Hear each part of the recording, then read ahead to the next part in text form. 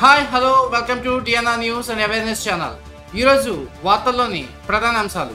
స్థానిక ఎన్నికలకు సిద్ధంగా ఉండండి. జనసేన పార్టీ శ్రేణులకు దిశానిర్దేశం చేసిన ఉప ముఖ్యమంత్రి Pawan Kalyan. AP cadre IAS అధికారి రాఘవేంద్ర మీనా బదిలీ. మీనా విజ్ఞప్తుల మేరకు అరుణాచల్ ప్రదేశ్, గోవా, మిజోరం కేంద్రపాలిత ప్రాంతాల కేడర్కు బదిలీ.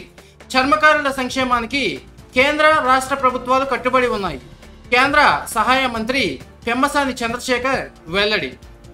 ఉబర్, ర్యాపిడో తరహాలో ఆటో డ్రైవర్లకు ప్రత్యేక యాప్ రూపొందిస్తాం. ఆటో డ్రైవర్ల సంక్షేమానికి ప్రత్యేక బోర్డు ఏర్పాటు, జరిమానాల భారం తగ్గింపు. ఏపీ సీఎం చంద్రబాబు కీలక వ్యాఖ్యలు.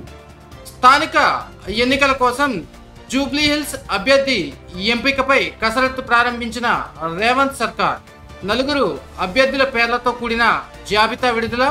జాబితాలో బొంతు రామ్మోహన్, సిఎస్ రెడ్డికి చోటు. జూబ్లీహిల్స్ ఉప ఎన్నికలు ఆసక్తికరం. ఈ నెల గత నెల 17 నుంచి అక్టోబర్ 2 వరకు జరిగినటువంటి స్వస్థనారి వైద్య శిబిరాల్లో 57.11 లక్షల మందికి ఉచితంగా వైద్య పరీక్షలు నిర్వహించాం. ఏపీ వైద్య ఆరోగ్య శాఖ మంత్రి సత్యకుమార్ యాదవ్ వెల్లడి. తెలంగాణ పోలీస్ శాఖలో భారీగా ఖాళీలు, ఇంకా భర్తీకి నోచుకొని 14,900 పోస్టులు. స్థానిక ఎన్నికల అనంతరం భర్తీ ప్రక్రియ చేపట్టనున్న రేవంత్ సర్కార్. గాజాలోని బలగాల ఉపసంహరణకు ఇజ్రాయిల్ అంగీకారం. ట్రూత్ సోషల్లో పోస్ట్ పెట్టిన అమెరికా అధ్యక్షుడు Donald Trump. Women's one day world కప్లో ఇండియా పాకిస్తాన్ మధ్య ఆసక్తికర పోరు.